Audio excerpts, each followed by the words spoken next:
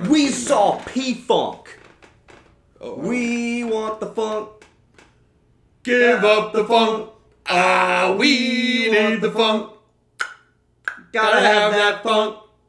I think it's a tragedy that more people don't listen to Parliament-Funkadelic. Oh, it's crazy. Or even know who they are.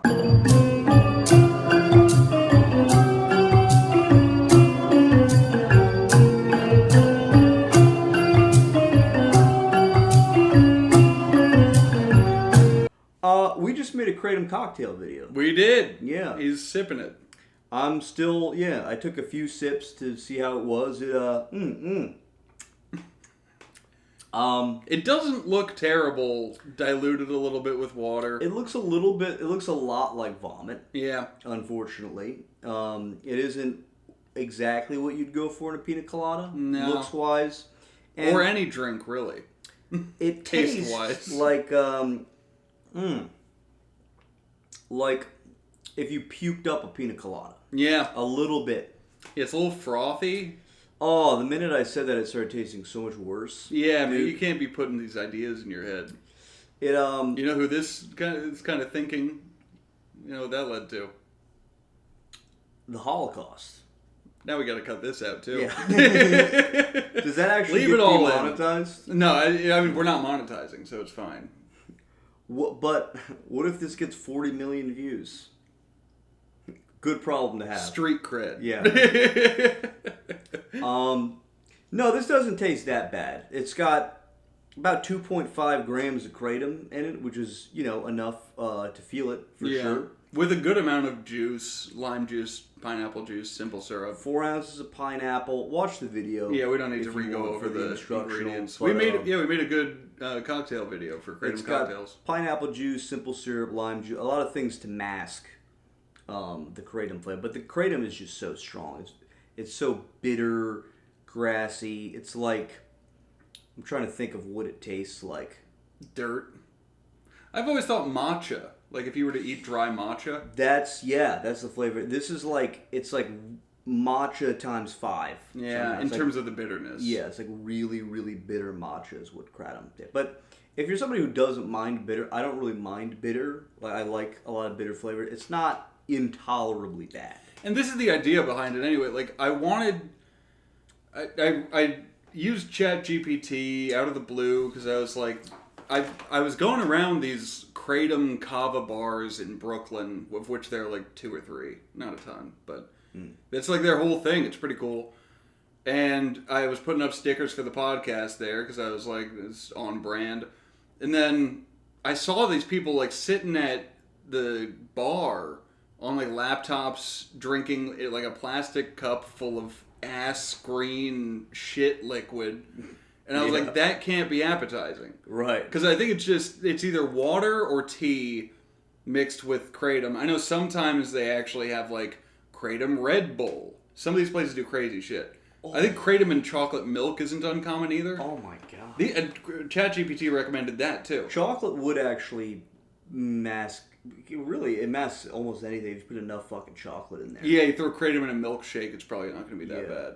But Kratom Red Bull would be so gross, and I don't see how that's legal. I mean, what would make it illegal? Yeah, I mean, you're putting 2 legal things in one thing. Yeah. But it's it's not medically advisable. Nor is vodka Red Bull. Right. I've always said that's ridiculous that like 4 Loko is banned because of it has alcohol and caffeine, but we have espresso martinis. I was just going to say, yeah. It's absurd. And now you have like hard Monster.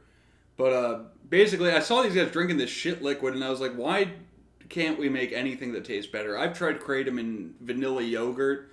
I've tried Kratom in Blue Machine naked juice. I threw it out right away. Anything to make it taste I tried so passable. Much. Over like the last 10 years, I've tried a bunch of different shit.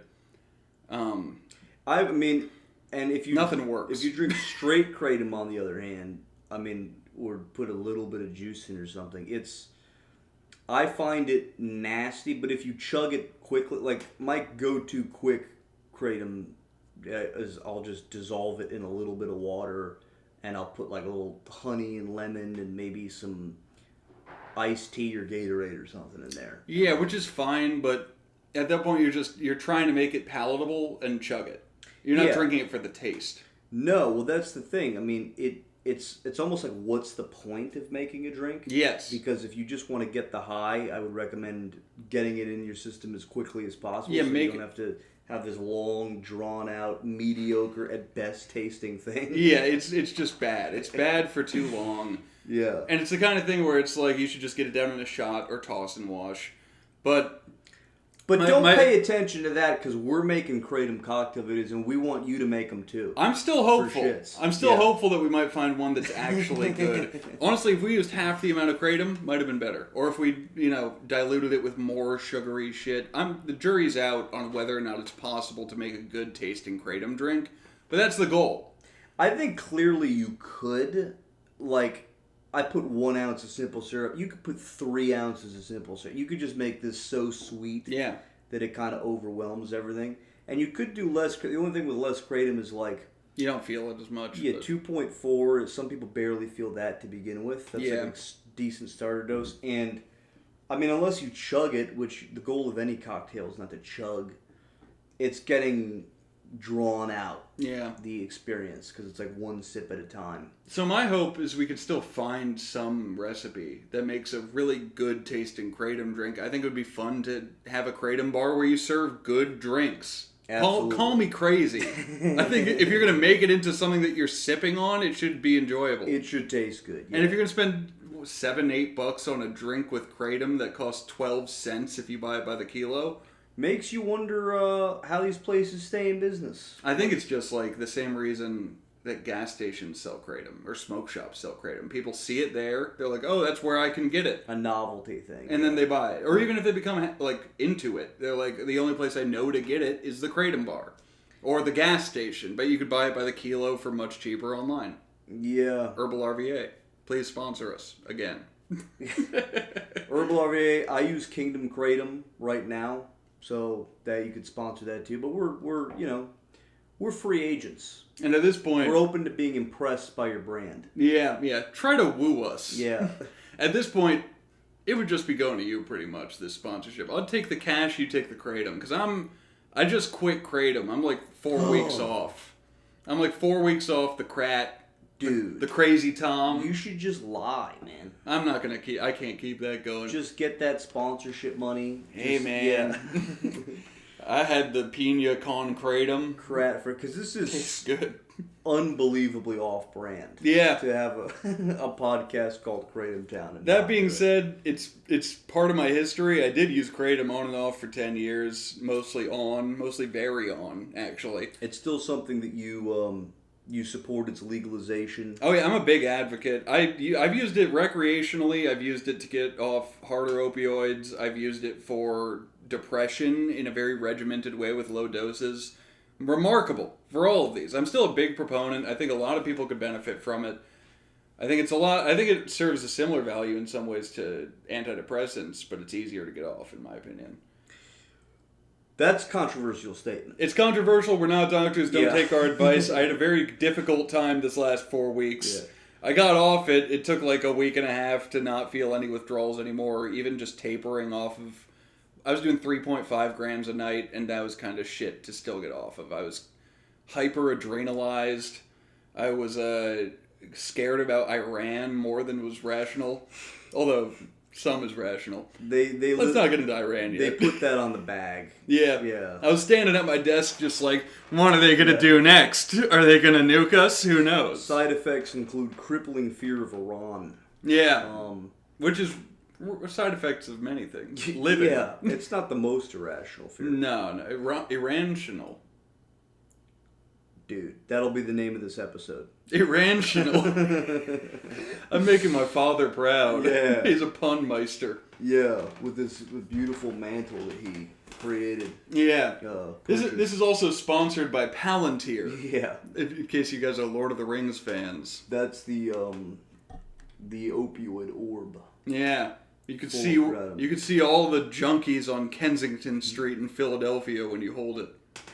I've been off and on antidepressants since I guess we have the opposite experience. I've been on antidepressants on and off for 10 years. Yeah, new to Kratom. Although I'm not new to Kratom. I'm not getting into antidepressants.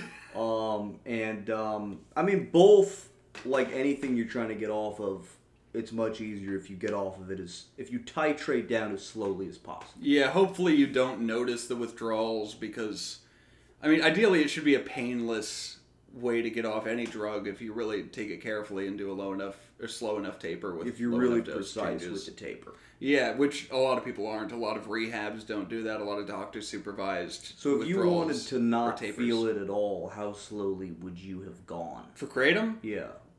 Well, when I took it for depression, I was doing 1.4 grams 3 times a day every 6 hours that I was awake. At that point, you really don't get high. No, right? You're staying level consistently. I'm going to get a coaster. Yeah, I got one right here. Booyah. Booyah shaka. And it's Japanese. The home of all Kratom. Just like this rising sun, whatever you call this. Anyway, Kratom comes from Thailand and Indonesia? Southeast Asia generally. Vietnam, Thailand, Cambodia. So it grows in other places too. Yeah, Malaysia. You know why? I feel like it's mostly associated with Thailand. Yeah, I think when people think Southeast Asia, they just go to Thailand. Right, yeah. Maybe Vietnam if you're talking about the 60s or whatever, or Indonesia is pretty big. Philippines. I bet the Philippines have Kratom. It's that general climate. You could even grow it in fucking Florida, just nobody does. I was going to say, we got to have some Kratom here in America. Yeah, I knew a dude who grew it in Florida. He shipped me leaves in the mail once, and I got to chew actual Kratom leaves. That was pretty fun. Sounds like a Floridian. Yeah, I made a quid, is what they call it. Usually a quid is like, say you get coca leaves with cocaine in them. You put a little bit of baking soda in it to like freebase it, and then you wrap it up in the leaves, and you stick it in your gums like a dip or like a Zin. And you like let the saliva enter it, and it diffuses the cocaine into your mouth, or in this case, Kratom. Maybe you chew it a little bit to instigate that crushing of the baking soda into the leaves. And then it absorbs buccally through your gums and cheeks and under your tongue. Interesting. How did that taste? Did it also taste like shit? It tasted like ass. It was like bitter. Did it taste kind of like Kratom powder? Yeah, a little less intense because it's not that high of a dose just chewing on one leaf. And it's also like when you're actively chewing on it, it's not so like you're intentionally putting it in your mouth and taking your time with it. It's almost more of a medicine. You know you're gonna taste this shitty thing, right? But you know you're gonna get the effects faster, and you know that it's gonna make you feel good. And did it feel kind of strong? Like you definitely felt the effects? I felt it quicker than usual. It was a low dose, so it wasn't super strong.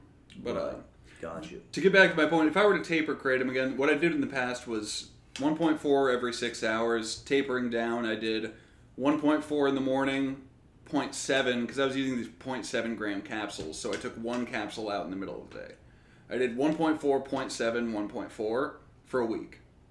And you could taper even slower than that. Yeah. If you want to, yeah. And then I did 0.7 in the morning, 0.7 in the afternoon, 1.4 at night because I didn't want to get the night sweats and have to stay up all night or wake up multiple times, changing my underwear, changing my sheets. I've done this with Kratom withdrawals. When I went through Kratom withdrawals in the last month, I was waking up several times a night, changing my underwear twice a night. Jesus Christ. And that's on 3.5 grams once a day. When I was in college withdrawing from actual opium, that was like I'd wake up 12 times a night and I would have to change my clothes several times and change sheets and flip them over and put down towels and shit. Right, so Kratom wasn't that bad, but I guess maybe theoretically could be that bad. If you went from like a really high dose to nothing. If you were taking a bunch and quit cold turkey, yeah. Right. So how quickly did you titrate this time? Like, why do you feel like you felt it more? Well, this time my goal wasn't to not feel the titration down at all. It was to get off it as soon as possible because I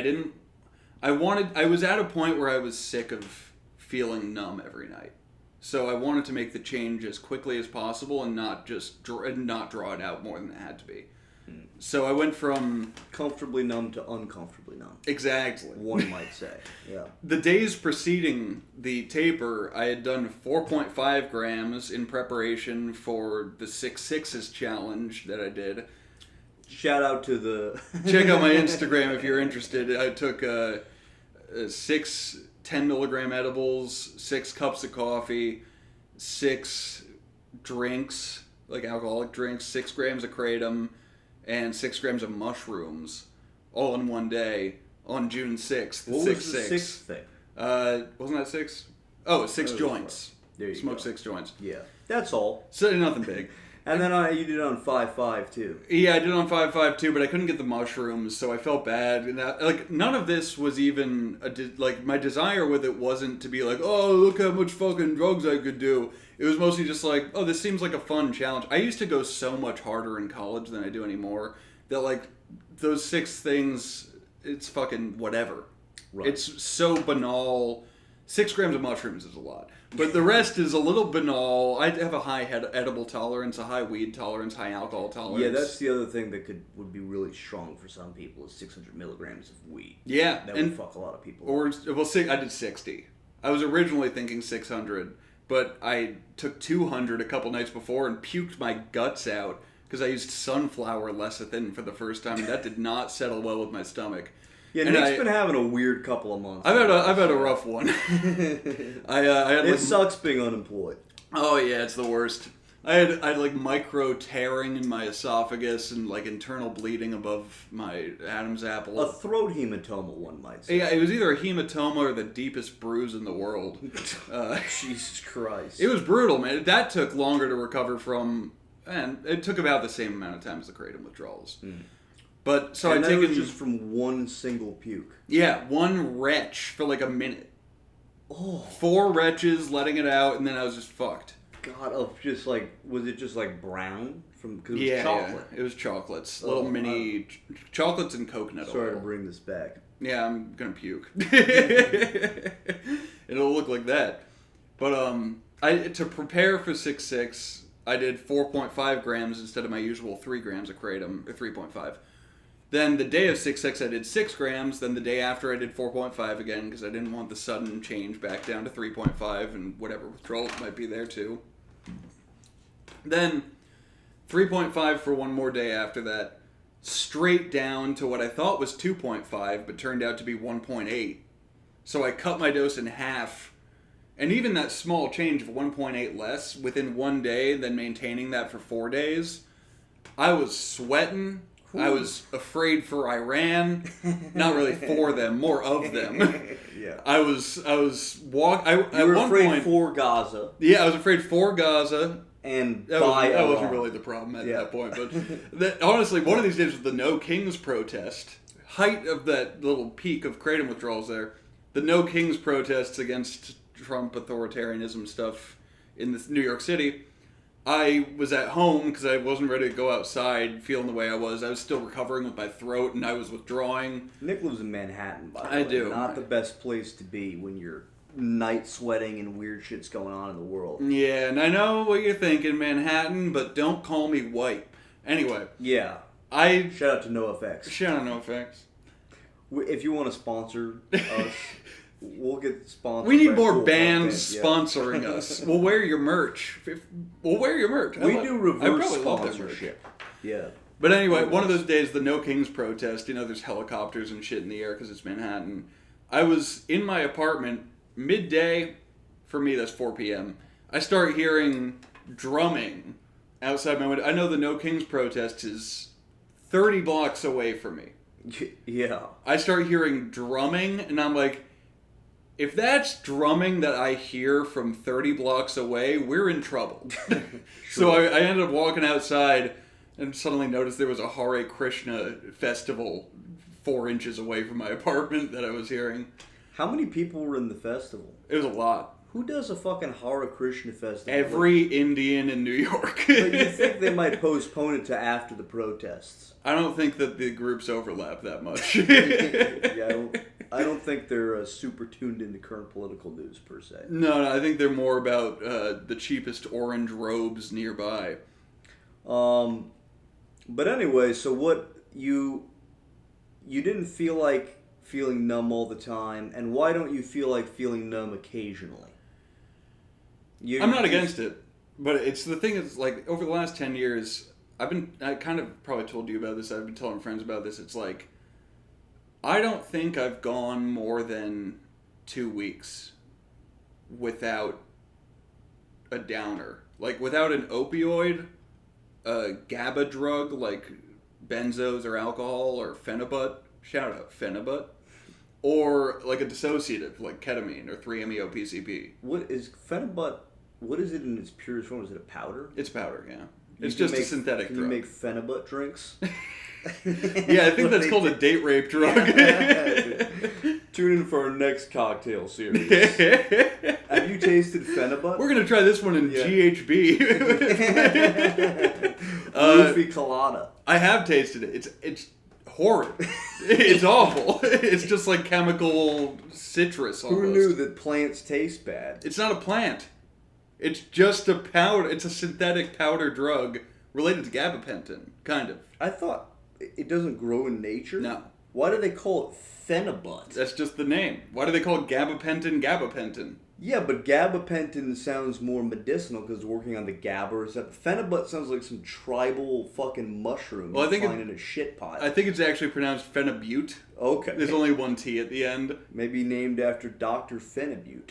Sure. That's so fucking weird, dude. But it's also not a medicinal drug. It's a nootropic. It's a legal nootropic drug that, gotta say, it doesn't make you think much better. It makes you think a lot less and act way more recklessly. Would you describe it as like stronger gabapentin, kind of? Yeah, I always described it as alcohol in a pill. Really? It felt like it lasts 12 hours. It takes about 3 or 4 hours to come on. By the way, I do not recommend it because if you look up Reddit phenibut experiences, you will hear about the most horrible seizure-ridden withdrawals in the world that kick in way faster than benzo abuse withdrawals. Really? Like, shockingly fast. So there's just something weird about phenibut. It's all the GABA B shit. I think it really activates those withdrawals more intensely. Why doesn't gabapentin? It's very weak. Right. So, to familiarize you, the GABA drugs are like alcohol, benzodiazepines, barbiturates, and gabapentinoids. And what does GABA... GABA's it suppresses... It's what all the activity? sedatives work on. So it suppresses all of your body's responses to everything, pretty much. Including anxiety. Yeah, anxiety. Which is what people love it for the most. Great for panic attacks and sleep and all sorts of shit. But they're highly addictive. Highly addictive, insidious. The withdrawals can cause grand mal seizures that can be lethal. It's more dangerous than opioid withdrawals. Including alcohol. Yeah. But so, like, alcohol activates both GABA A and GABA B. Those are the only two subreceptors. Yeah. Benzos specifically hit GABA A, no GABA B. People are either going to love or be bored to tears by all this. You fast forward a minute and a half. GABA B is gabapentinoids, pretty much. It's gabapentin, pregabalin, which is Lyrica. You probably used to see ads for that when we were kids, at least, on TV. Right. And then phenibut, and GHB as well is one of those. It's a GABA B. Word. And so GABA A, those are benzos. I feel like that's like a little less... It's a little more just like purely sedative. Yeah, probably. But phenibut's weird because it's like gabapentin, but it also releases dopamine. So it's like alcohol. So it's like alcohol. Yeah, which is why I used to kind of refer to that in that way. I gotta look up the history. Who would make such a thing and for why? Yeah. Yeah. How did we get on to talking about phenibut? What you said you tried all these things. You used to be a much harder drug user. Oh yeah, so I was it had been about 10 years since I've gone more than a couple weeks without some kind of sedative. Yeah. For the last 5 years, those sedatives have been Kratom, either once a day, every day, or once or twice a week at the least. Probably once a week was the lowest use I've had in the last 5 years. Right. And still occasionally drinking. I've never really had a major GABA addiction. It's like I have had withdrawals from Klonopin and other benzos, but it was never my drug of choice. I was always more into opioids, and more even than that, I was into dissociatives back in college, but it's like those quickly became untenable for regular use. But like common addiction story, or not even addiction always, but you were doing it, you feel, to mostly mask some emotions or some past experiences, like block out some thoughts that you didn't want to have. Yeah, I had some rough experiences with relationships at the end of high school and during college, and my drug use during that time ramped up beyond what most people can even fathom. If you watch the early episodes, did we ever put out those early episodes where I talked about all the drugs I've done? A few of them, yeah. Okay. I've done 70 drugs. Go back and watch the old episodes. So, after college, around the last year of college, really, I kind of sobered up in a lot of ways. I mean, still using weed, psychedelics, occasional dissociatives. All these things, like, I'm not a traditional sober guy where it's like, I might use Kratom in the future, but it's like now just for pain. The same way I might use Klonopin in the future and occasionally use it for fun. No, it's just for like, I took it on a flight once because I wanted to pass the time away quickly, and it was a long flight, uncomfortable, whatever. But you, I mean, yeah, you are one of the more interesting, like, addiction stories that I've been, because you seem to have, like, a very good ability to compartmentalize most of the time. Yeah. Where, like, you can use things, even that you previously were abusing, moderately, but at the same time, I feel like, I guess when you start to use it more consistently is where then you get tempted to use it, like, all the time again. Yeah, if I allow myself to use it recreationally, then I start to rationalize using it more frequently recreationally. Which a lot of addicts just, they can't, like, blur those lines get blurred immediately. Yeah, and they can't be around it in a lot of cases. Like, I have my prescription for Klonopin still. I have Kratom right here. I don't want it. Yeah. And it's a full matter. You've tried to get me to taste this. You've been like, you should taste this. And I'm like, I'm good. Just for posterity. Yeah, I'm mostly worried about what my body would do if I allowed it to have its saving grace again. But, generally, I'm like, as soon as I have the mental shift of not wanting something recreationally, I don't take it. It's more a matter of just like, you know, if I'm in massive pain, I'm not going to be like, I'm going to tough it out. I'm like, nah, give me the fucking painkiller. I'll stop doing it when I'm done. Right. But, also, again, not recommending anything. No, most people are not like this. You can take Advil. Yeah, take Tylenol. It's not as good as Kratom. Weed is also phenomenal for pain. Yeah, man, edibles especially. CBN, I think, is amazing for pain. Check that out. Legal. Thank God for marijuana. Yeah, seriously. really. I mean, not to be a broken record and also, you know, just lean into our white Rastafarian thing again. It is the Lord's herb. Holly Selassie. Jah only knows. We're going to see Barrington Levy in concert. I'm so excited. Here I come. Reggae legend, if you're not familiar. Skibbity body bitty bitty bitty bitty bitty bitty whoa swing. Yeah. Oh, it's gonna be a sick For show. the 5 people that get that reference. Yeah, whatever fucking follower of mine DM'd me some Barrington Levy songs. Yeah, shout out to that follower. Yeah, dude. I hope you're watching this. You know you got good followers when they send you Assassinator by Ika Mouse. Hell yeah. Oh, that song rips too. But yeah, I mean, weed is like it. You're still doing that. Yeah, I still smoke weed. Right now, it's only once at night because I don't want to. Sorry to cut you off, but like where I was going with it, like the fact that there's a drug that produces that strong of an effect. Yeah. And I mean, does it have any physical withdrawal? Weed? Yeah. Oh yeah. What are the physical withdrawals you get? If you're smoking all day, every day, yeah, then you stop. Don't want to eat, you don't want to sleep, you're irritable about everything. How long does it last? Week, 2 weeks.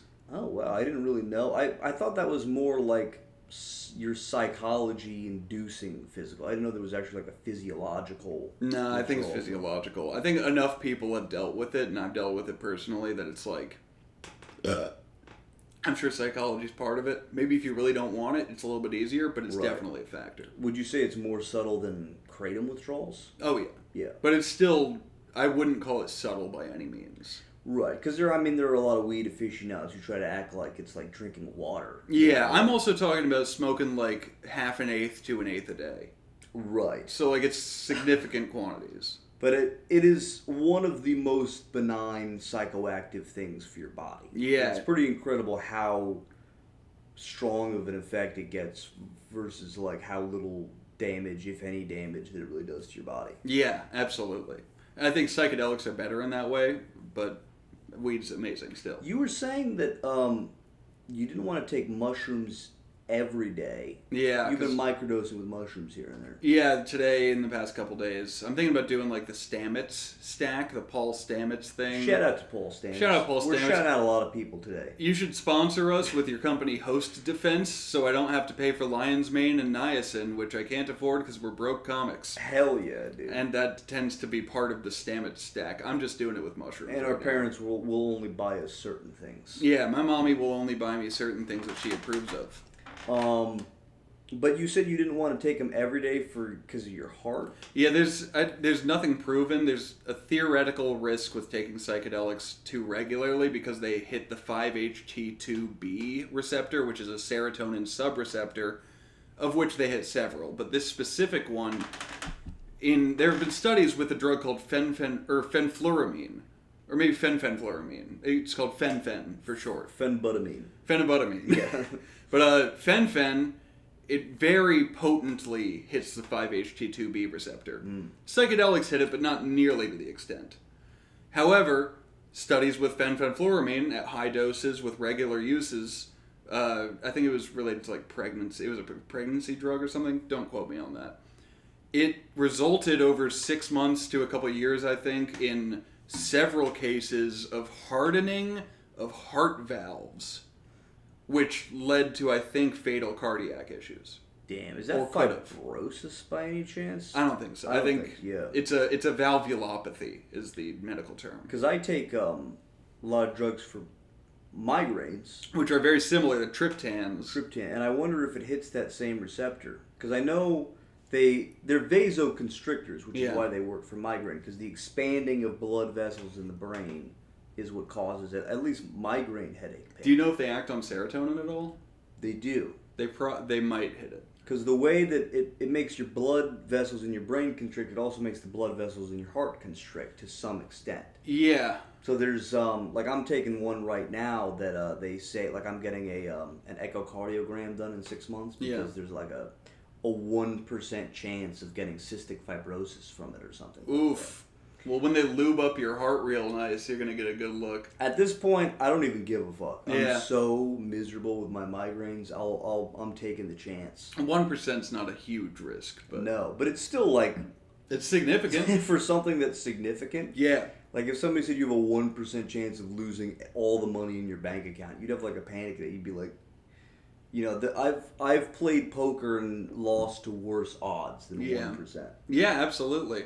I play RuneScape and much worse odds. Yeah. Of getting anything you want. 100% chance of depression. Yeah, 100% chance of depression, 0% chance of feeling like you used your time wisely. Or getting laid. Yeah, or getting laid. I'm sorry. We approve of RuneScape here. I love RuneScape. RuneScape, sponsor us. Yeah. I would love to have free membership so I don't have to drop 14 mil every 2 weeks. Put in the comments if you want Nick to start a separate podcast where he just nerds out about drug and health all the time. That would be fun. Which he's considering. Or if you want to see him play RuneScape on Twitch. I am that too. I'm thinking about that. I'm thinking about starting another podcast called Marmor, where I just talk about mental health and shit I'm going through. OnlyFans? Stuff. I might do an OnlyFans where I show my penis to other men on the street and see what they think. I've heard it's not bad. I've heard it's pretty nice. You would know. I said I've heard. Anyway, let's not get too deep into this. Yeah. I quit Kratom. The reason being, I felt like, you know, during college when my drug use got really out of control, I kind of went into like survival mode after that, where I was just trying to not go back to intense polysubstance abuse every day. And it's like, I stopped doing dissociatives and pain pills and opium and benzos pretty much all at the same time, and the only thing I had to replace it was weed and kratom. So I went hard on the weed and kratom. Kratom still only twice a week at that point, maybe even less, maybe once a week at a certain point.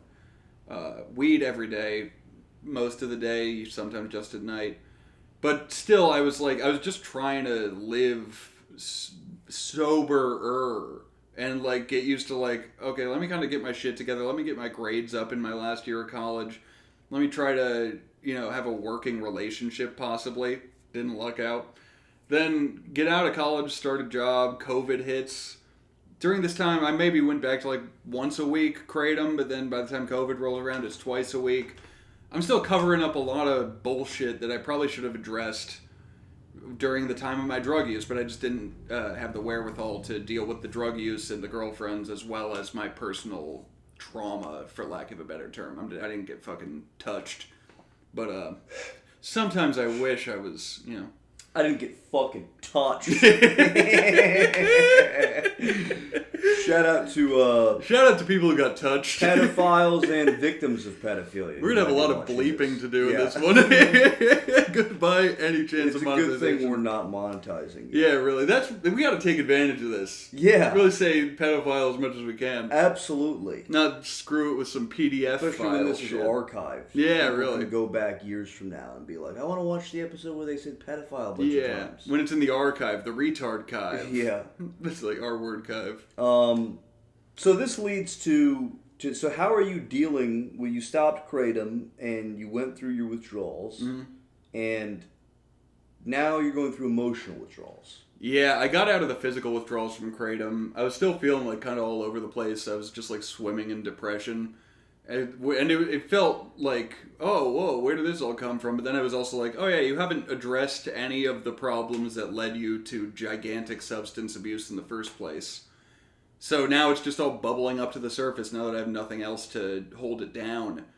So I'm like... It's interesting that even small amounts of Kratom could still take the edge off in a meaningful way. Yeah, it was just enough to make me not feel bad and sit with my emotions every night. That's where it's kind of similar to antidepressants. Yeah. Because I've noticed, I've been on some of the stronger antidepressants. It's kind of a controversial... Well, it depends what you mean by antidepressant, too. I've been on, like, Paxil, which they say is, like, one of the more serotonergic SSRIs, and right now I'm on Effexor. Vibrid before that. Vibrid just has a cool name. Yeah, it it's sounds not like known for being particularly strong. Sounds like a pussy toy. Sounds like an electric vehicle. Yeah. Also, pussy toy. But they driving. Yeah, dude, just driving giant fucking dildos. That would be fun. Through the tunnel. But yeah, SSRIs, like, at their most effective, I feel them most when I try to get off of them. Yeah. When I'm not on, like, you get used to the feeling, and it's just like, it's not a high, it just feels like you're kind of like raising the floor on your sadness levels. Like, where something would happen to you, and it would usually throw you into an anxious, depressive tailspin. Yeah. Instead, you're able to let it rub off you a little bit. You're like, whatever. Yeah, the way I've been thinking about the Kratom is similar. It's like, it feels like it's like keeping you afloat. Yeah. Like, the problems are there, but it's like, I can coast by. And I'll be fine. sometimes you have to stay afloat for a while. Yeah. There are people in really tough pickles they can't get out of, at least for a specific period of time. Yeah. Well, this is what I mean when I was like, it felt like I was just in survival mode. Yeah. Because at least for the first couple of years, I was still worried that I would relapse on harder drugs. So I was like, hey, Kratom's the lesser of 17 evils. Right. So I might as well do that. But then I've been 5 years without crazy substance abuse like that. It's just been Kratom. I'm no longer at risk of relapsing on that shit. So it's like, I can't really keep being like, but it's the lesser of all the evils. There's going to be some douchebags in the comments be like, you're always at risk. Yeah, relapse. Yeah. Go snort 3-MeO. That means you're in the danger zone, dude. You don't think it's going to strike. That's when it hits you. Yeah. From behind. But it's now at the point where it's just like, okay, now Kratom is the worst evil. Yeah. And so by getting that out of my life, I'm like, I am making a general self-improvement. But it's tough, man. I've been really confronting a lot of shit. I could tell I was confronting shit because I was like, man, I should start listening to Fall Out Boy again. And I bought an Xbox Live subscription so I could play Modern Warfare. That's how you know it's bad. Yeah, I was sitting at home at night, like, trying not to feel. You just turned into a middle schooler again. I literally started doing, like... I started Chat GPT therapy. That's actually what got me to quit the Kratom. I was shitting, and I was like, "Hey, Chat GPT, I'm depressed." Yeah. And he was like, "Aw, why?" And I was like, "'Cause all these girls broke my heart, and I did a bunch of drugs." It's like, oh, well, that doesn't sound like it's easy. And I'm like, should I keep doing Red Mangda? Oh, no, you should do Red Kutai, really. Yeah. But, yeah, man, ChatGPT therapy broke me open like a fucking, like a creme brulee. Like a kava nut. Yeah, like a Batel nut. That's for the hardcore Batel nut users out there. What the fuck is a Batel nut? It's like a stimulant that stains your teeth red that they chew in like India or something over there. Whoa, this sounds like another thing I want to try. It's very carcinogenic. Fuck. Very cancer potential. I bet I can do it if you do. I'm gonna do Phenibut. Yeah, we can do Phenibut. I'm not off the Kratom train. I'm not anywhere near off. You're actively drinking Kratom. Yeah. I'm actually feeling a little too sedated right now. Understandable. But it's also late at night. Yeah. Or morning, I guess. Cheers. Yeah, 3 a.m. Is it 3 a.m. yet? 3:21. Damn. 3:20 blaze it. But yeah, I mean, for me, I've always done it moderately. Yeah. I feel like I've never really abused it or any drug per se. And you're still very new to it too. Still new to it. I mean, I'm an addict too. I tend to abuse behaviors for whatever reason. Yeah. I mean, games of any kind have I've gotten addicted to, and the internet and all that jazz. My iPhone, I'm still have crippling addiction to. But yeah. I've done Kratom like 1 to 3 times a week for this year or more, and it helps me get by some really tough times. I'm a bartender. I mean, there are shifts. I guess I shouldn't be admitting to doing drugs while I work. It's legal. It's an herbal supplement. It's legal. At the dose that I take it, it feels more stimulating than anything. Yeah. For me, it feels like I took a low dose of Adderall or something like that. And, there are certain work shifts or certain times that, like I said, my headache pain, if I have like a subtle migraine that just won't go away, sometimes Kratom will do the trick. I've found that it really helps me be creative sometimes too. Like when I'm too depressed or too tired or too uninspired to do anything, Kratom sometimes will kind of just like, it'll wake me up, and it's an interesting stimulant in the sense that it doesn't make me that... I mean, it can make me a little anxious. Yeah. Especially if I take it with caffeine or something like that. But it, because it's also sedating, it's like, it puts you into more of a flow state. It makes you alert, but not so alert. Yeah, still relaxed. Yeah. But that's the nice thing about anything that helps with depression or like pain, is like as soon as you get pulled out of that, it's like, oh, I can afford the mental space to be creative now. Yeah, like just getting rid of depression feels like a high. Absolutely. Dude. When you're so accustomed to dreading the day and having low energy, and same thing with anxiety. Like I have OCD and panic attacks. I'm such a neurotic person that like I know people who take 0.5 milligrams of Klonopin and they either don't feel it at all, or they're like, oh, this made me a little sleepy. Yeah. For me, it's like, it's euphoric. Yeah. Because it's just, relief.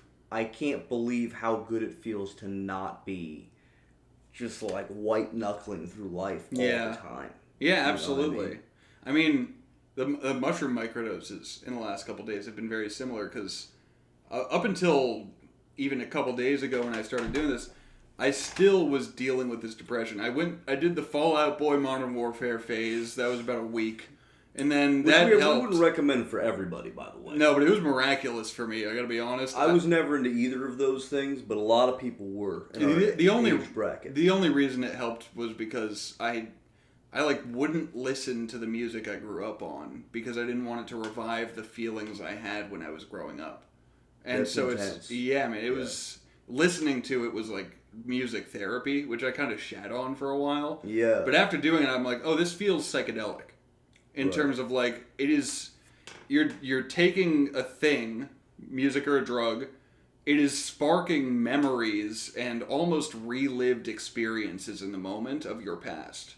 And it feels like I'm reconnecting parts of my own earlier life that I'd essentially blacked out because I didn't want to think about them. And I'm creating this narrative that flows from childhood to now, whereas I had previously felt like different segments of my life were splintered, and I didn't want to go through them mentally and to integrate them into who I am. I feel more myself since dealing with all this shit than I have in the last 10 years. And that's amazing because it happened pretty quickly. Yeah. What has it been like? What would you say this whole transformation's been? 4 6 weeks? 4 weeks. Maybe not even 4 full weeks yet. And the thing is, you're taking a chance. Like, whenever you are replacing one thing with another thing, even if theoretically it should work and it works for other people, there's no guarantee that you're going to feel as good as when you were taking Kratom all the time. Yeah, and I was worried. Up until the past 3 days with the mushrooms, I'd kind of gotten through the whole, like, okay, I've figured out, like, all the parts of my life, but I still... the way I've been thinking about it is, like, say you get shot in the arm 12 years ago, and you're just like, alright, that sucks, but I'll let it heal over, but you still got the bullet deep in your arm. Right. It's not going to heal properly, first of all. And now I'm like, 12 years later, I'm like, I should probably dig that bullet out. So then you cut open your arm again, and you're like, oh, fuck, well, now I'm bleeding again. You dig the bullet out. This is Fallout Boy in Modern Warfare. You dig the bullet out of your arm, and you're like, this is intensive music therapy. Yeah. And then it comes out and clinks to the ground, and then you're like, whew, glad I got that bullet out, but I'm still bleeding all over the place. They should have Fallout Boy play in, like, VA shelters. That would be great. Yeah. A few of them would probably get frightened. I think, or just really angry. Yeah, really. They're like, this isn't taking the bullet out of my arm. Well, I should be listening to Stranglehold right now. I'm more of a Blink-182 guy. Yeah. But after I got that out, it's like I still had this, like... Because the tough thing without Kratom is, like, the one last thing is... I now get... 7, 8 p.m. rolls around, nightfall comes, and I'm just alone with my emotions. I don't have a partner right now. And maybe vicious diarrhea. How are your shits? It was surprisingly fine. Okay. It never really affected me. It affected me more with, like, opium withdrawals in the past. Because Kratom, it constipates me hella. I don't know what the deal is. It's really... I have to take Miralax. Yeah, it was never bad for me. Yeah. I don't know what it was. Maybe I used to take 14 grams at a time, 21 grams sometimes, so it's like 3.5 is nothing. But it got to this point where I'm just like, the past week or so, up until these mushrooms, I was like sitting at home alone at night, and I was just like, I'm sad and lonely. And like I would go drive my parents' car out and fucking play Fallout Boy and scream. So fuck Kratom, do mushrooms. Honestly, the mushrooms felt like, okay, I've got all these pieces all over the place. I'm a fucking mess. I figured it all out, I got all the pieces together, but they're all over the place. And this is just like, what if this goes here and glues it together? I am a firm believer... It's tough, man. I could become Rastafarian, or I could have, if they weren't black supremacists. Become Paul Stamets. I feel like psychedelics have been my religion for the last 12 years, and that's the most white gay shit you could say. But also, sorry, not sorry, Flash forward to 2 months, you're like, yeah, psychedelics were just covering up this bullet wound. I had to reopen myself up. God only knows I worry about that, but I do definitely worry about it. But it's also like, psychedelics make me more aware of everything. And what dose are you doing for the fan? You told me earlier. 0.2 to 0.3 grams of cubensis. So you're not tripping. I'm barely tripping. I call it a mini dose, because I do feel it. And a true sub-perceptual microdose is supposed to be imperceptible.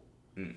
And so, because I perceive it, I definitely am getting something out of it. But I find it's very benign. I can maintain going about my day like it's totally normal.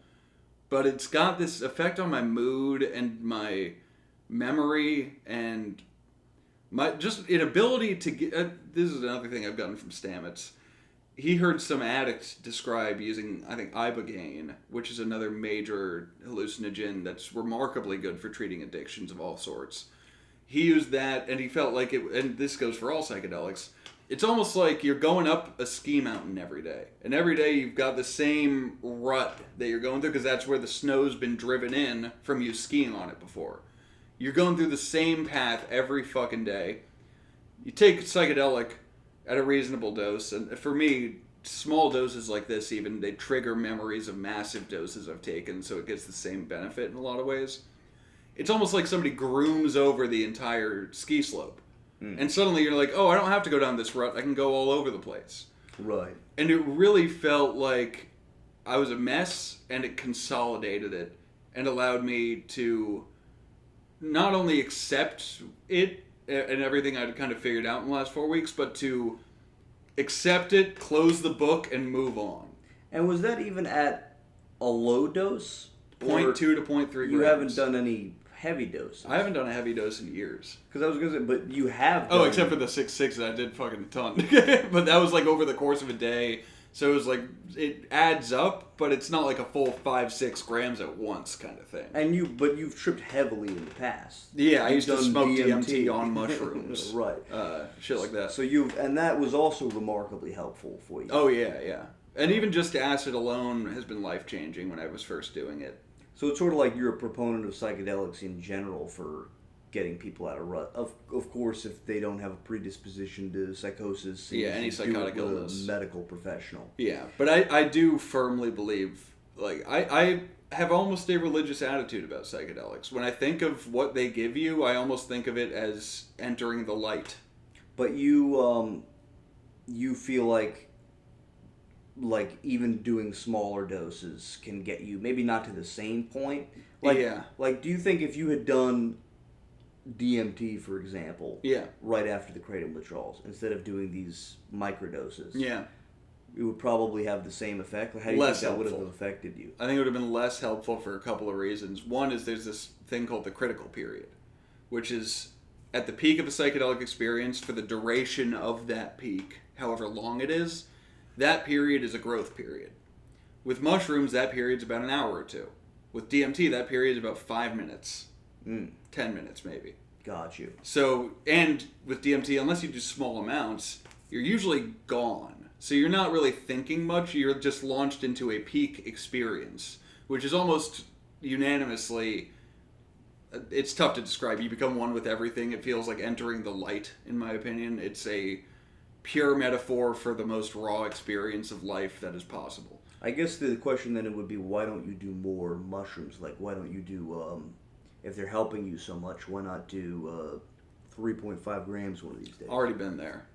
I've had those peak experiences enough that even taking 0.2 or 0.3, it gets me to feel it enough that it reminds me, oh yeah, I know what the light is. I know what it is to be part of the light. I know what it's like to be egoless. Wow. And it reminds me of... It's almost like you install an application on a computer. You don't... Then you still got to install, but you delete the download. I don't know. This is a terrible analogy. Yeah. It's almost like you go to Paris for this like a month. This podcast is like you doing analogies and me interrupting you. That's been... you trying to finish this story. Like, but what dose? Yeah, really. But it's almost like you go to Paris for 6 months, semester abroad, whatever. You get to know everything about Paris. Then you leave Paris. A year later, you fly there for a weekend. You don't have to spend 6 months to remember what Paris is like. Right. It all floods back. So I take 0.2 grams, and I'm like... You just launched right into another metaphor. That was a better metaphor, though. It wasn't a better metaphor. I was trying to fix the metaphor. Yeah. So it's almost like that. It's just a reminder of where you've been, and... That's fascinating. Had I not been there, I don't think it would be as helpful, but I've been there. It makes me really want to give psychedelics a shot, because I feel a very similar way when I just consume like a high dose of weed. Oh yeah, I think it's analogous. Yeah, like to speak of analogies more. You know, if I take like a strong edible dose, I feel like outside of myself enough that I can look at things objectively again. Yes, I think it's similar. I don't think it takes you to the light in the same way. Yeah, like it's almost mushrooms is just like a better version of that. Yeah, I think weed is almost more similar to like ketamine, where it's like they're both great for self-reflection and ego dissolution, but not completely egolessness. Healing. Egolessness, yeah. And the bottom line too is it's not just the mushrooms that have given this to you. It's Oh, yeah. also psychological phase shifts, changing some of your habits. A desire to change. You can make lifestyle adjustments and you can engage in certain behaviors and activities that effectively work like drugs. Yeah. I mean, this is for cliche. I mean, at this point, all self-help people will talk about like, oh, exercise can be just like a drug. Yeah. If they made exercise in a pill, everybody would take it. Yeah. You know, if they made nature in a pill, if they made socializing in a pill. But it's very true. Yeah. I mean, especially when you stack these things on top of, like, the difference between living a life where you get really bad sleep, eat really poorly, never exercise, don't have a lot of friends, and like versus a life where you check all those boxes. I mean, there are very few drugs in the world that are gonna.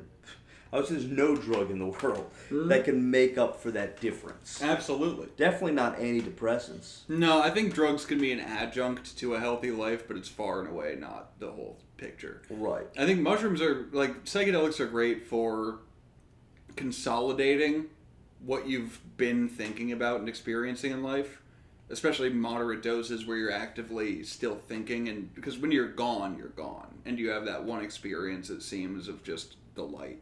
And then when it's in the moderate area, you get to really reflect and think on it.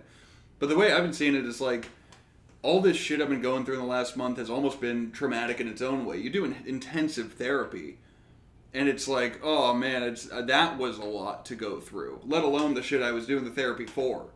So by the end of that, you're almost like, all right, I feel better, but I'm in shambles still.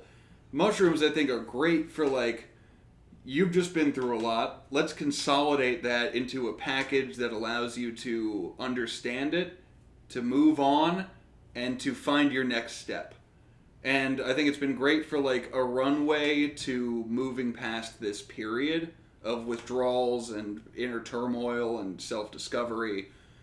And it's really, because like a big thing when the first day I took mushrooms, I think I told you this, was like, I was telling you, like, I changed my dating app shit to saying looking for long term, which is a big step for me as a man whore. You changed it to looking for long term. Yeah, from looking for quick puss. Sure. And I feel like that alone was just like a mushroom thought where I was like, before that I was still like, I'm kind of raw and I'm not sure and I kind of still want to fuck random people. But then the mushrooms was like, no, you just dealt with all this. You're feeling tough, but stay by yourself. Find a way to enjoy your time alone, which it also helped with. Right. Because it makes your mood better and you're like, oh, I can actually enjoy watching a new TV show by myself at night. Right. But without associating that with loneliness. Right? Yeah, exactly. Without being like, I'm alone in the dark. Right. And then it really let me be like, you know what? I want to start the next chapter of my life. I want to start the chapter where I work toward being a husband and a father. And that's hard to do when you're taking Kratom all the time. Absolutely. For most people, at least. Yeah, I used to think about my future, like, if the comedy thing succeeds, it's like, what will my life look like? What do I want it to look like? And I'm like, well, I want to have a wife. I want to have kids. I don't want to have, like, a married wife. But again, also emphasizing that you're somebody who struggles with drug moderation. To some extent. Like, if you're somebody out there who can just take it here and there, same thing with drinking or anything else. It's like nothing inherently wrong with that. No, especially if it's not getting in the way of anything. It's more, I feel like with all drugs, like, aside from health consequences, which Kratom is fairly benign for most people, the biggest question you have to ask yourself whether you should or shouldn't be doing a drug or whether it's optimal to continue is whether or not it's genuinely helping your life or not. Yeah. But that can be a tricky question to answer because you probably would have said that Kratom was probably a net positive. Yeah. I think overall, until it wasn't. Yes. You know? And that's the thing. I've been thinking about that a lot too because it's like, it feels like every drug turns on you eventually. I don't know if that's always true, and I hope it's not true with psychedelics. Right. But it's also, I think it could turn back. Like, I think I used to abuse weed when I was, like, younger. Like, young, like 16, 17, 18. But nowadays, it's like I have a very healthy relationship with weed. I don't need it every day. I enjoy doing it once a night. It's usually more scary than fun. It's like therapeutic. So you're saying I can keep watching porn then? I'd say so. I don't have to stop cold turkey like I plan to? Although maybe it's turned on to you right now. Right. You gotta let it have time to turn back. Fuck. I like closing chapters. I don't like the suspense. No, it's no fun. It's weird being stuck in the fucking middle of it. Yeah. Because you're like, when is this gonna end? Right. That's honest. I mean, I was nervous to take mushrooms the first 3 days ago when I first started doing it again. Because I was like, I'm not feeling great. I'm kind of depressed. I'm lonely. I don't want this to bring some weird shit out of me. Yeah. But more often than not, it raises your mood a little bit. It makes you excited to be just engaging in the world. Like, I just took a walk and had the time of my life. And all of a sudden I was like, I actually feel very hopeful in a way I hadn't. Yeah. And part of that's just like, it helps you realize like, hey, everything is okay. Hope can be a very difficult emotion to muster sometimes. Absolutely. I've been struggling with that hard. Yeah.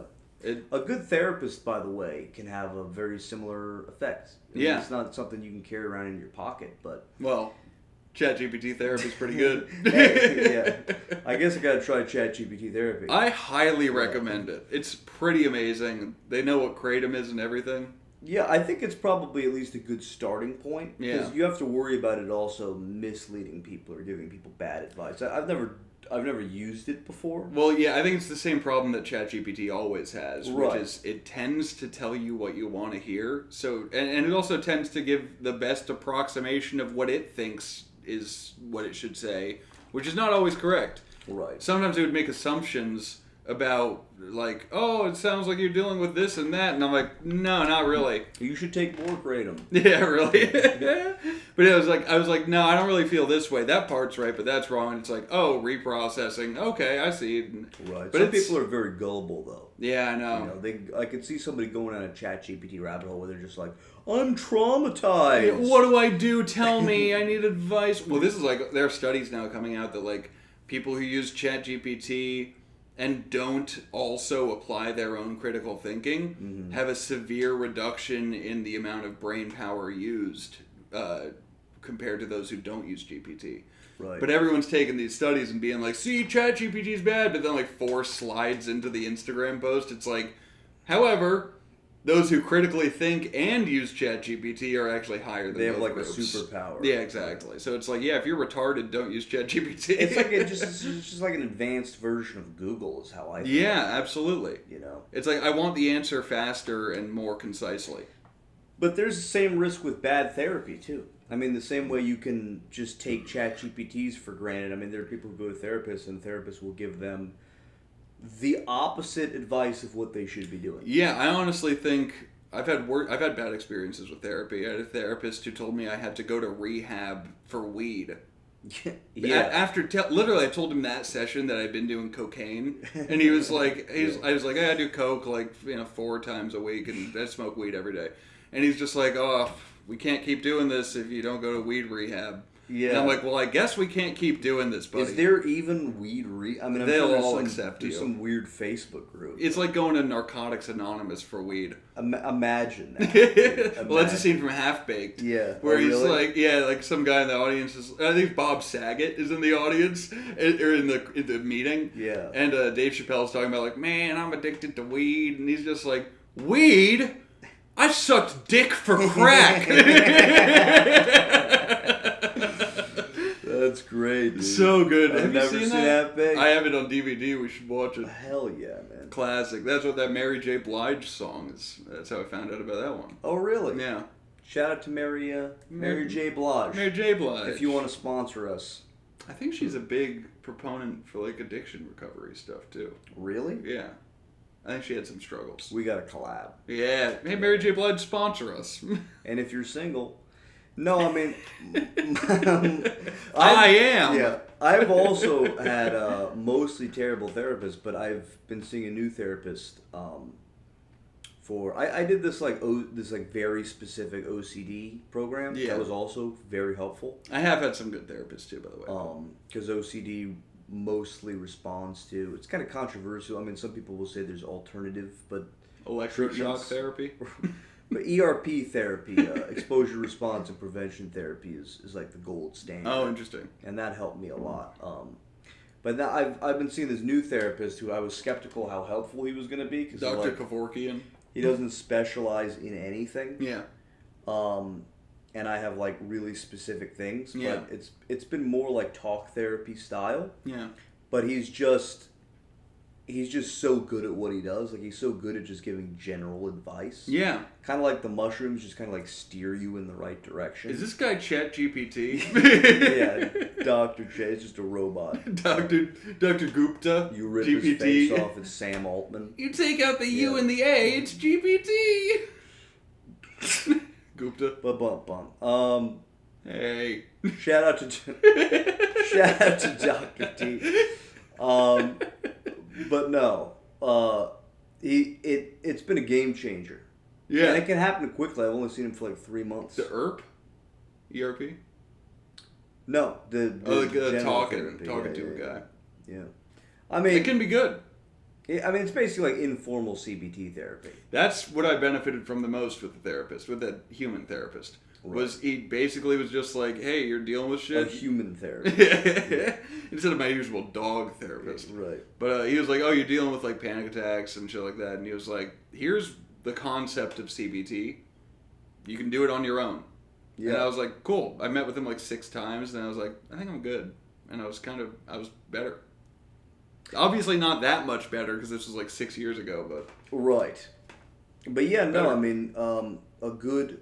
I think that's one hallmark of good therapy is that it shouldn't. If you're in therapy for months, years, and you're not noticing improvement, yeah, get a new therapist. It's either you either have a bad therapist or you're not taking his advice. Yeah, you know, a good therapy should help you. It's not going to solve all your problems right away, but you should notice a difference. Yeah, relatively quickly. And that is why I think GPT is a better therapist in some situations, just because like it's the unbiased aspect is not to be underwritten, you know. That's a good point. It's very unbiased. It knows it knows about so much more. It has Western bias. Yeah, true. ChatGPT probably is true. Racist. Yeah, I mean, if you do Grok, it'll probably tell you to go start a camp of some sort. Vote for Trump. Yeah. But it's the kind of thing where it's like it's nice to like I could list all the drugs I did in college.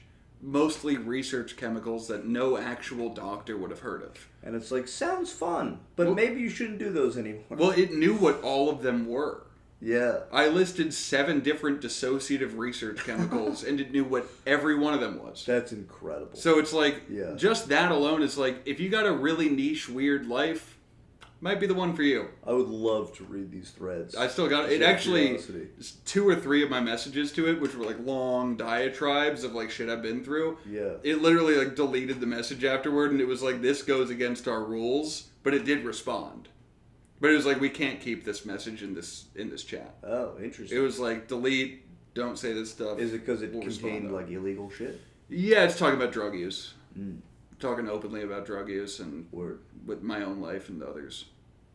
Well, I think you're on a good path. I would call it the right road to Zion. You are still smoking weed. Right road to Zion. We will never not love reggae music. Nah, we will not. Nah, buddy boy, me no hate the assassinator. Even when I'm not under the influence of a substance, I still love reggae music. Is it much better when I'm high? Yeah. Is anything much better when I'm high? Yeah. Pretty much. But it's still something to whine to. Shout out to the whiners. Yeah, shout out to anybody whining. Who knows what whining is? Do you want to demonstrate now? Yeah, if you hang out with Jamaicans or people who know Jamaicans, you probably know about whining. I'm in the latter group. I hang out with people who know Jamaicans. Yeah, I like jerk chicken. It's pretty delicious. Speaking of which, what? I'm gonna jerk your chicken after this. Oh, Jesus Christ. We did a whole episode on homosexuality. We did a whole episode where we jerked each other off. But closing notes, I mean, we're going to see Parliament-Funkadelic, too. We did see them. Sorry. We did see Parliament-Funkadelic. You're going through it. Yeah, dude, I'm asleep at the wheel. That was a sick show, dude. I'm probably on, this is the most crat I've done in a while. Yeah. I do a standard dose, but then drinking this on top of it, yeah, it's going from energizing to sedating. You're probably around 4 grams now. But it feels good. Yeah. Parliament was sick. That was a couple months ago. It was like the 6th time we saw P-Funk. Oh, we want the funk. Give up the funk. We need the funk. Gotta have that funk. I think it's a tragedy that more people don't listen to Parliament-Funkadelic. Oh, it's crazy. Or even know who they are. Yeah. A lot of people know James Brown.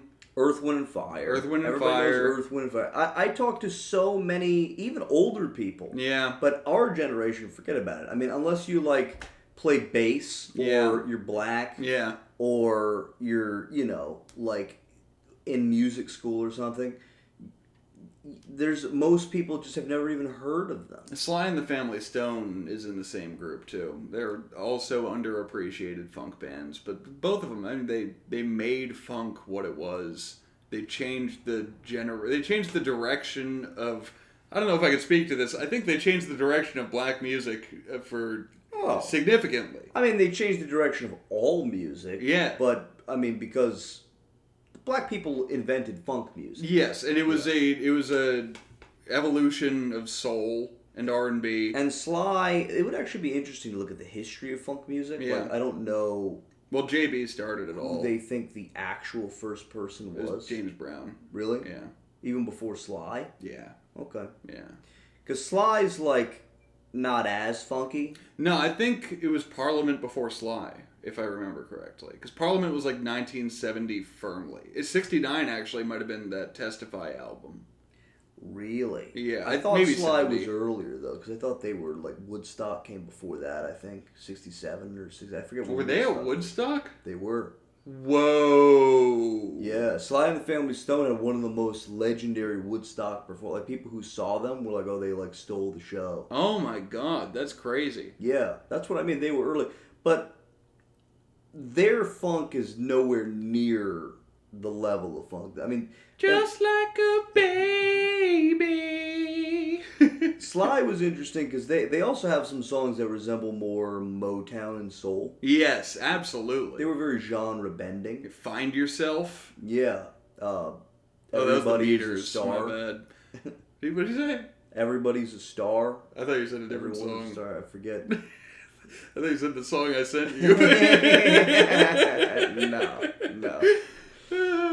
But if you know, you know. In my opinion, I mean, they're one of those rare bands where, like, they not only did they didn't invent a genre, they took it to a whole new level. Like, they're one of the godfathers of funk. Yeah. And I think easily the greatest funk band of all time. Easily. Pound for pound. And like, really no competitor. And James Brown invented funk, but he didn't do it like Parliament did. Parliament was so much funkier than James Brown. So much funkier, so much more complex. Yeah. So much more like post-production and using synthesizers and shit. And I think they did have like a unique impact on the future of like hip-hop even. Where like I think they invented like Afro-futuristic music. Themes and stuff. Yeah, which like, I mean, look at ATLiens by Outkast. They're aliens, hip-hop aliens. Well, that's Parliament shit. The other thing that makes Parliament such an amazing band, I mean, they're one of my favorite bands ever. I'd argue they're one of the greatest bands of the 20th century. Yeah. I mean, they started off as Funkadelic. Yes. Funkadelic was a band before I still don't understand, like, the order of discography, but there's albums that are just Funkadelic, there are albums that are just Parliament, and there are albums that are Parliament-Funkadelic. Most of it was separate for a while. I think it's only in more recent years that they've started touring together and calling themselves Parliament-Funkadelic. By recent, I mean the last 30, 40 years. Right. But before that, when they were starting out, Parliament was George Clinton wanted to do Funkadelic might have come first. He wanted to do like a rock, guitar-driven funk music band. Yeah. Parliament, I think Parliament did come first because like at first they were like the Parliaments, which was like a soul group. Interesting. I gotta look this up. It's Funkadelic was pretty early too, and they're like they also have elements of psychedelic rock. Mm-hmm. So it's like psychedelic rock, soul, some funk. Less soul. It's really like it was guitar-driven rock funk. Right. And it was psychedelic rock funk. Parliament, the distinction was like they were an R&B soul funk. And got way funkier. Yeah, really. You know, I mean, some of the greatest bass lines of all time. But then, like, you look at Funkadelic songs, it's like Maggot Brain, which is this, like, atmospheric, psychedelic cascade of rock guitar. Yeah, Maggot Brain, one of the most legendary guitar-forward songs. Yeah. I mean, like, so many of the greatest guitar players of all time have played Maggot Brain. Yeah. Just, like, if not live, just recreationally. Totally. Like, it's just a great song to shred on. But then, like, Parliament themselves they've got Flashlight, they've got Mothership Connection, P-Funk, some of the biggest funk songs of all history. One Nation Under a Groove. One Nation Under a Groove, and, I mean, tons of deep cut classics. I think more deep cut, amazing songs than Funkadelic. Absolutely. They've got so much on the Placebo Syndrome, that album. But that's like, for a band to be so great at one thing, like to be the greatest funk band of all time, but then to have all amazing songs that are also outside of the genre. Yeah. Good Thoughts, Bad Thoughts is another one. Yeah, very atmospheric, ambient, philosophical song. And then also, you get into the lore, the lyricism. Mm-hmm. They were not just musicians. I mean, they were like World builders. yeah, like there's a whole mythology behind their music. Yeah, it's almost like if the Lord of the Rings was music. I mean, I wouldn't go that far. No, but it's the idea of a massive If the Lord of the Rings was black. Which it now is, and people hate it. Is it really? They made Black Lord of the Rings? Rings of Power is the Lord of the Rings TV show, and it's got 2 seasons out right now. Yeah. All of the original Lord of the Rings was all white. I'm not saying it's good or bad. I'm just saying it what it was. We're just saying... I actually think Rings of Power is great. When have you ever seen a black elf? I mean, come on. Well, there's dark elves, but even then they're like very pale. Right. No, but yeah, now in the new Lord of the Rings show, not only are they like butchering some of the lore and like shit that was clearly laid out in the books, they're just like, what if it was this? Right. And fans are destroying them, but also like one of the leading characters is like a black elf. Yeah. And there's a lot of shit where people are just like, that just doesn't fit the world. Denzel Washington plays Gandalf. Yeah, Samuel L. Jackson is Frodo. Yeah. I gotta get this motherfucking ring in that motherfucking volcano. Damn, dude. Yeah, I mean, I think you can definitely have, I mean, you could have black Lord of the Rings characters. I mean, certain, like, races, like, I feel like the elves kind of have to be white. Yeah, kind of. They're their own but they're not. species. There's a black elf. Right. Like the humans, they can be any race. Well, they're all the same species. They're humans. They're descended from the same common ancestors. In Lord of the Rings. In Lord of the Rings. Yeah. We're not implying anything. Well, we're all black on the inside. Yeah. That's what they should have said. They should have made everyone black. Right. Yeah, they should have done a Lord of the Rings prequel where everyone was black. It is a prequel, too. It's set like 1,000 years prior. Wow. Or 2,000 years prior. That's crazy. So it's like... In Egypt. Yeah. It's really good, though. I do enjoy the show a lot. I mean, it's not really good, but it's good as a fan. Seeing P-Funk live, though, George Clinton was 83 years old. Yeah, man. So God bless him that he's even still touring. And he was incredible for his age. Incredible for his age. I mean, I would say great in general. Like, if you didn't know he was that old, yeah, you'd be like, this is a sick freaking show. I mean, yeah. I mean, he's sitting a lot. He's not singing a lot of the main lines. As someone who's seen Parliament multiple times when they were younger. I remember when he was actually getting at it. Yeah. And it's like, this time he was, I think, better than the time before. Because, like, the time before I saw him, he stood for the first song, then he sat, a couple songs, but it was the same vibe where it's like he's got 16 other members on stage, 3 of which have been in the band for 40 years, which is not even the whole history. Yeah. No one's there. No Bootsy's not there. None of the original guys are there. Right.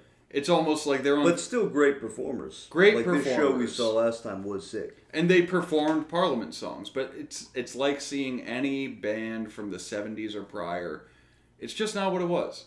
Yeah, it's cool. It hits a point where it's not quite what it was. No. And it's customary for older people to sit down. But, I mean, Parliament was, again, just adding to their mythology, incredible live acts. Yeah. Maybe one of the best live acts of their time. Yeah. George Clinton, these guys were incredibly animated, to say the least. And, I mean, Clinton was an acid head. Yeah. He made psychedelic funk music. Like, this dude... In the 70s, this is a great... Did you ever see that old YouTube video where he's in that purple jumpsuit with the mohawk? Yeah. Dude, he's just frying on acid. Like, he's got to be on 3 tabs at least. He's just losing his shit on, like, what looks like Black Ed Sullivan. Yeah. Like, TV from the late 60s, early 70s. And he's just fucking melting on stage with the whole band just fucking grooving out, killing it. Destroying. That dude Testify. He's just like, I just want to testify what your love has done to me. Well, we have our podcast intro now. Yeah.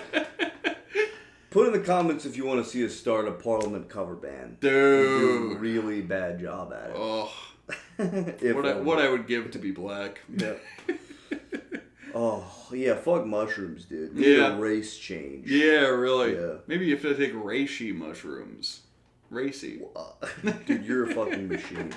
You're a machine. I am my father's son. But yeah, man, I think so many people, too, associate psychedelics with just, like, white music in general. Oh, just yeah, like yeah. White jam bands, Hippies. prog rock. Yeah. But Parliament, like, you think Parliament, like, old funk band in general, you're thinking more like Quaaludes, Cocaine. Yeah. But, like, that's why they were a really interestingly genre-bending band, because they have, like, some of the greatest dance songs of all time. Yeah. Like, if you want to get down, period, you're listening to Parliament-Funkadelic. Yeah. But also, a lot of the lyricism that is, like, really deep and introspective and out there. Oh, yeah. You know, it's not, like... It reminds me a lot of Black Sabbath, honestly. As a metal fan, Yeah. Black Sabbath is one of those freak bands in the history of music where, like, they're unanimously considered the first metal band of all time. Yeah. They paved the way for everything. Yeah. Lyrically, in terms of their image, in terms of their riffs, like, they're just, like, they stuck out like a sore thumb. Them and Poison. Yeah. Well, like, the heaviest thing before Sabbath was maybe, like, Van Zeppelin? I'm trying to Van think of Halen? that Beatles song. Oh, really? Off of, Abbey Road? yeah. Oh, yeah. She's So Heavy. Yeah. That Which was is not considered, heavy. like, really heavy. Yeah. And then Sabbath, it's a whole other ballgame. Yeah. And, in my opinion, to this day, metal music, of course, exploded. It basically took over rock music. It's one of the biggest subgenres of the world. Yeah. I don't think there's any metal band that's ever been better. Yeah. You know? I like, get that. They have their discography, again, the variation within their music. They weren't a one-trick pony. Slipknot. Like, yeah. They're just, they're legendary. Yeah. Sometimes, I mean, and this goes for a lot of art forms, sometimes the first person to do something does it best. Yeah, because everyone tries to emulate them. They almost have, like, beginner's advantage. Yeah. You know? Where, like, if you start it, you know, you can, like, there's no boundaries. You can push everything to its extreme. Yeah. And I'm sure there's some shit in there, too, where they're just like, hey, let's try this thing, and it just doesn't sound great. But, yeah, and everything that comes after, unless you start a new genre, yeah, it's derivative. is just going to be an amplified version of that at best. Yeah. You know? I kind of see this argument with, like, instantly comes to my mind, Sublime and Slightly Stupid. I consider Slightly Stupid the second California reggae band, and Sublime the first. And in a way, it's like... The first is in, like, the people that made the genre? The people that made the genre. Interesting. I think Sublime made it, but it was much more punk-oriented, much more DIY raw shit. Slightly Stupid felt like it took some of the aspects of the most popular songs by Sublime and made that into its own genre. And therefore defined its own boundaries in that regard, but it's still somewhat derivative. And then also did some more truly derivative stuff in their first EP or album or whatever. Right. But it's rare that you get someone who like creates a genre, then a new band comes into that genre that was just created and really revamps it in its own way successfully. It's a rarity. Yeah, or maybe you get one or two shortly thereafterwards. Yeah. You know, but like usually the genre ends up getting worse over time, or dying altogether, or just transforming into something else. Yeah. Like I feel like rock got like harder and harder and harder until it turned into metal. Yeah. Or it splintered into like metal is the hardest expression, prog was like the most complex expression. Yeah. And like just old school rock and roll, it almost doesn't even exist anymore. No. Or it sucks, like Greta Van Fleet. It's so derivative that it's like, oh, you're almost a nostalgia act. Right. It's an odd one. You know what doesn't have that problem? Reggae. Yep. Hell yeah. Nah, it totally does. No, it does. Yeah. Even a lot of Jamaican reggae these days, like some roots reggae stuff, it's like they take some interesting changes, but it's usually like, what if reggae meets hip-hop? And of course, everything is derivative to some extent. Yeah. Right? Even Sublime, what preceded that was like second wave ska and some punkiness Bad mixed in Brains. with reggae. I'd say they're most analogous to Bad Brains, because although Bad Brains had punk and reggae separate. Yeah. Sublime, not intertwined. Yeah, Sublime did intertwine it in a lot of ways. It all goes back to Mahler, really, if you think about it. Yeah, Nick, I won't bring up Nick. What do you call me? Nick is a classically trained cellist. I am. Did I use the wrong? No, you said Nick. There?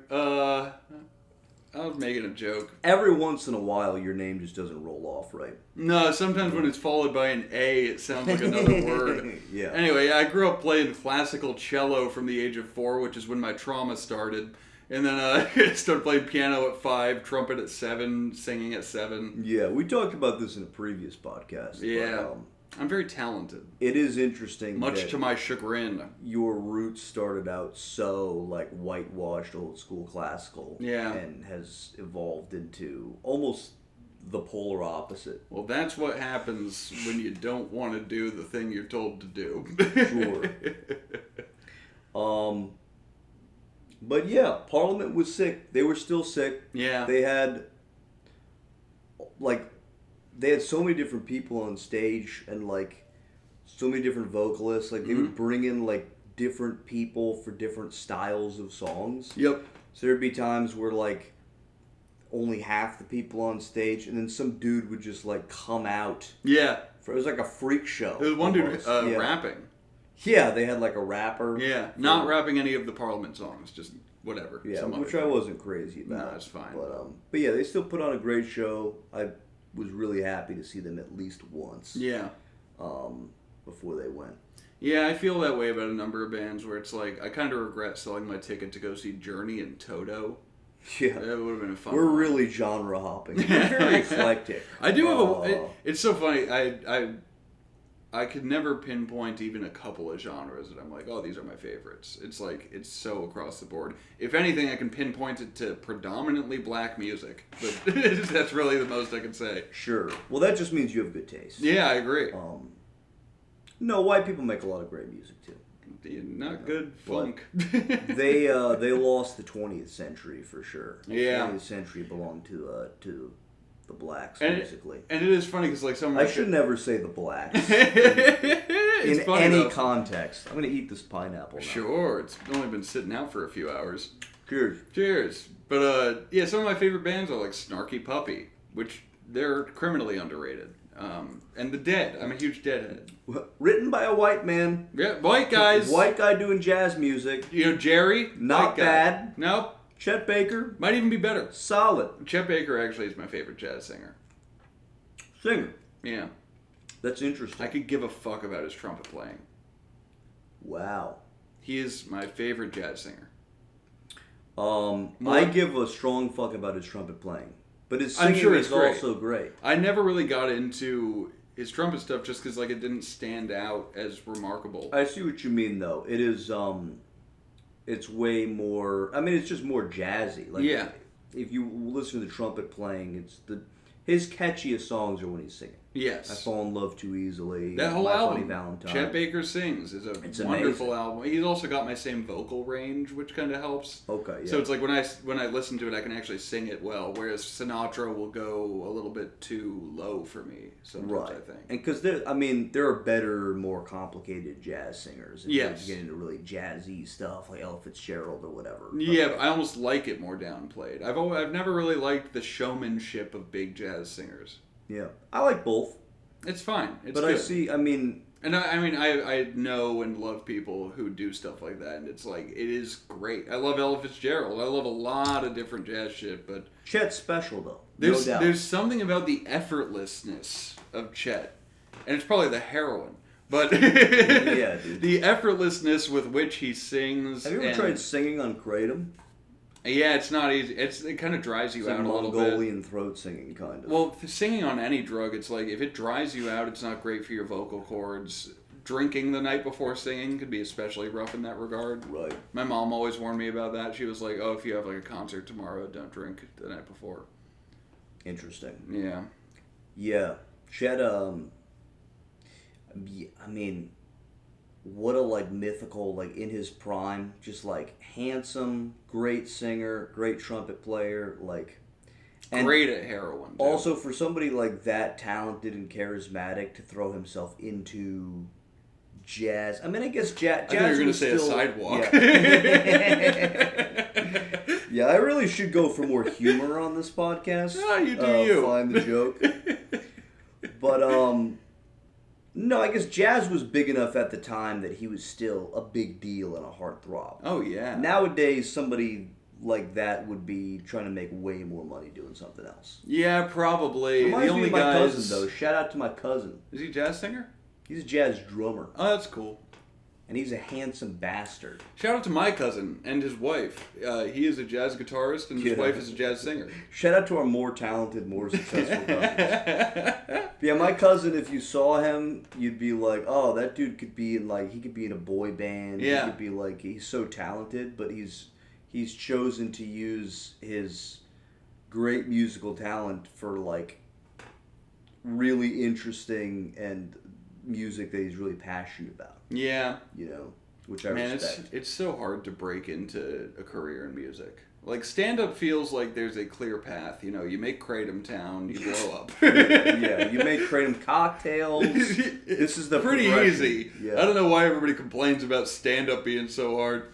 Oh, you go on stage, you don't write anything, you talk to people, you have fun. This is my approach to everything. But, like, any music, it's like, you make a band, you make an Instagram, you put your stuff on Spotify. I mean, How does like anyone find anything? How do I find music? I feel like it is kind of the same process, though. Yeah, kind of. Like, where the whole goal is cutting through the noise. But what, you get into clubs? I guess jazz makes more sense than other genres. I think you get into doing live performances of any kind. That's how it's like stand-up. Yeah. You're making the product. You build shit online. Advertise yourself for live events. Yeah, it's funny because social media kind of boils down all the arts into one thing. Get followers, play live. The same process. The same process. You make videos, get followers, play live. Yeah. Over and over, put your sell tickets, paintings make on merch. Instagram so that you can display them in a gallery in the Hamptons, and some rich person can give you $30,000 for a Mark Rothko ripoff. You know? Yeah, man. I guess something about comedy feels like, well, at least there's a backup plan. You know, if you're good at it, like, say you don't get followers. Say nobody comes to see you live. Yeah. Probably should quit, but you don't have to. You could easily go to Stand Up New York. How are you going to make money doing that? I'd give you $30. There's probably a little more money in music. Yeah. pound for pound. Yeah, I mean, especially if you're getting picked up for gigs. But I mean, if you could be a cover band, you can't be a cover comic. You could be a clean comic and do fucking corporates. You could be a hack. Yeah, true. Hacks you could be in every genre. But if you're a good clean comic, you do corporates. You rake in fucking $50,000 for an hour. You could be a good clean comic, dude. You fucking sell half an hour CD to Sirius, not CD, but half an hour album to Sirius XM. You they can play be it the over Wiggles. Let's not get carried away. They blend music and comedy. Well, this too. You could become an actor. You could become a comedy writer. That's a consistent gig. You're not writing music for fucking music SNL. Yeah, but that's the thing. You can be in the SNL band. You can be a session guitarist for some bullshit. Yeah, and play on Fallon. Session guitar shit. That's all over, dude. Session musicians are done. I feel like there's just like a really select few. There are. That is the problem. That's not a problem. But it's the same thing with comedy. Yeah. Like, you gotta kind of be the best of the best if you want to make really good money. I don't know, though. It's so splintered and niche now. There are more ways than ever with comedy. I mean, comedy used to be worse than it is. But also, you see a comic who has 4 million followers, and you're like, I don't know who you are. yeah, nobody knows who you are except for your 4 million followers. Yeah, exactly. You only play to them. I've never... There are musicians like that. I just saw Godspeed You Black Emperor. Sure. Shout out to Godspeed You Black Emperor. Yeah. Amazing.